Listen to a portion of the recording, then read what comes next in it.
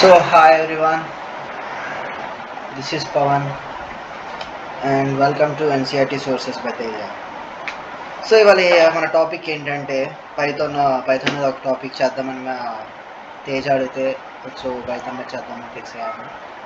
So చాలామందికి programming అని చేయాలని చాలా క్యూరియాసిటీగా ఉంటుంది, కంప్యూటర్ని హ్యాక్ చేయాలని లేకపోతే ఏదేదో చేయాలని. సో అవన్నిటికీ చేయాలని మనం ప్రోగ్రామింగ్ అనేది నేర్చుకోవాలి. సో నేను ప్రోగ్రామింగ్లో పైథాన్ అనేది చెప్దాం అనుకుంటున్నాను, ఎందుకంటే పైథాన్ చాలా నేర్చుకోవడానికి చాలా సింపుల్గా ఉంటుంది, ప్లస్ కాంప్లెక్స్ సాల్వింగ్ అన్నిటికీ కూడా పైథాన్ అనేది వాడతారు.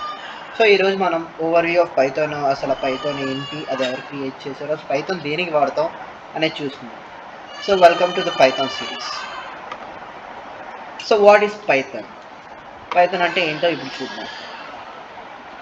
ఫస్ట్ హిస్టరీకి వెళ్దాం. హిస్టరీలో ఏం చూస్తారంటే, so Python was invented in the Netherlands by Guido van Rossum. So ఇది మీకు అర్థమైంది కదా, ఇది ఏమో నెదర్లాండ్స్ వాళ్ళు ఇన్వైట్ చేశారు, and the person behind the Python is Guido van Rossum. So Python coins and later in 1890. So Python అనేది 1890స్లో స్టార్ట్ చేశారు, అండ్ కరెక్ట్గా ఇంప్లిమెంట్ అయింది ఎప్పుడంటే December 1989లో.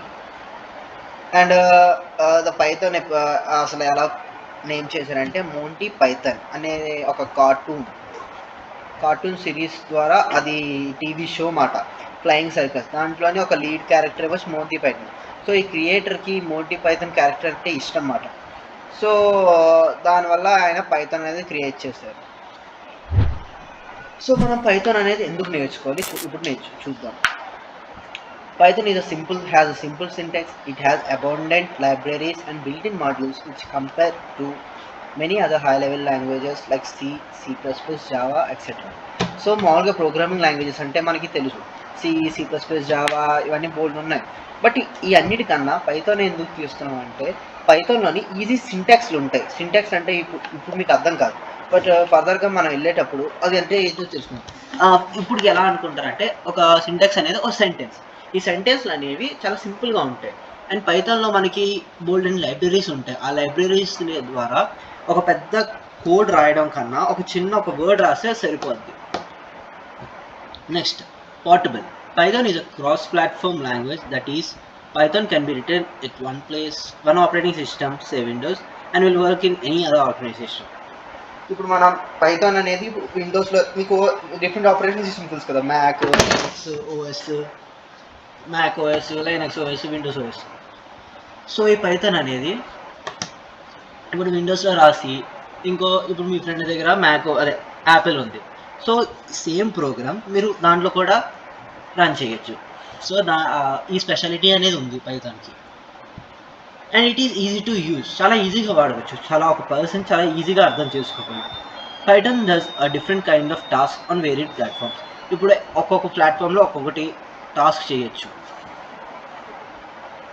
and many of the programs written in Python require comparatively less number of lines to code to perform some task compared to other languages like C. Less programming errors and less development time. అది ఇందాక చెప్పాను కదా, Cతో compare చేస్తే పైథాన్లోని చాలా తక్కువ number of lines రాస్తాం, and errors కూడా చాలా తక్కువ ఉంటాయి, ఎందుకంటే తక్కువ లైన్స్ రాయడం వల్ల ఎర్రర్స్ అనేవి చాలా తక్కువ ఉంటాయి, అండ్ డెవలప్మెంట్ టైం అనేది కూడా తక్కువ ఉంటుంది. సో ఇది మేజర్ రిలీజెస్ అంటే పైథాన్ ఎప్పుడెప్పుడు ఎలా రిలీజ్ అయ్యిందని. So Python first released in December 1989, and latest version ఏమొచ్చి పైథాన్ 3.9 అక్టోబర్ 2020 రిలీజ్ అయ్యింది. సో అసలు పైథాన్ నుంచి అప్లికేషన్స్ ఏంటో చూద్దాం. So Python and web internet development. So వెబ్సైట్లు అన్నీ చూస్తాం మనం టుడే, బోల్డ్ అండ్ వెబ్సైట్స్ వాడతాం, సోషల్ మీడియా వెబ్సైట్స్ కానీ లేకపోతే చాట్ జీపీటీ కానీ. సో ఇవన్నీ అనేవి మన పైథాన్ ద్వారా చేస్తాం. And scientific and numerical computing.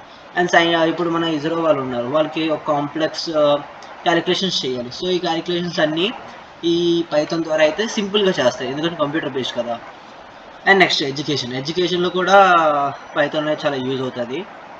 Next desktop GUIs అంటే గ్రాఫికల్ యూజర్ ఇంటర్ఫేస్. ఇప్పుడు ఇది మనకు ఓఎస్ కనిపిస్తుంది కదా, ఓఎస్ అంటే ఆపరేటింగ్ సిస్టమ్, అంటే మన కంప్యూటర్ ఎలా వర్క్ చేయాలి అవన్నీ ఉన్నాయి కదా. సో అవన్నీ కూడా ఈ పైథాన్ ద్వారానే చేస్తారు. Software and game development, robot and minimum. Software design చేయడానికి, గేమ్స్ డిజైన్ చేయడానికి, రోబోట్స్ తయారు చేయడానికి ఈ పైథాన్ అనేది వాడతారు. అండ్ నెట్వర్క్ ప్రోగ్రామింగ్ అంటే ఇప్పుడు నువ్వు ఒక మెసేజ్ పంపించాలనుకుంటున్నావు ఒక షాట్ నుంచి ఇంకో షాట్కి. సో అప్పుడు ఈ పైథాన్ అనేది చాలా యూజ్ అవుతుంది. నెక్స్ట్ బిజినెస్ అప్లికేషన్స్ అంటే యాప్స్. ఏమైనా యాప్స్ తయారు చేయాలన్నా పైథాన్ ద్వారా మనం ఈజీగా చేయొచ్చు. Next Python who is using Python ఎప్పుడు దాకా ఎవరెవరు వాడతారు?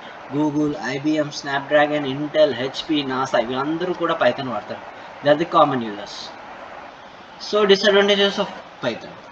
ఇప్పుడు దాకా మనం అడ్వాంటేజ్ చూసాం, ఇప్పుడు డిసడ్వాంటేజెస్ ఏంటో చూద్దాం. Speed limit. We have seen that Python code is existing line by line. So మనకి ఒక ఫస్ట్ డిసడ్వాంటేజ్ అంటే పైథాన్లోని ఒక్కొక్క లైన్ ఎగ్జిక్యూట్ అవుతుంది.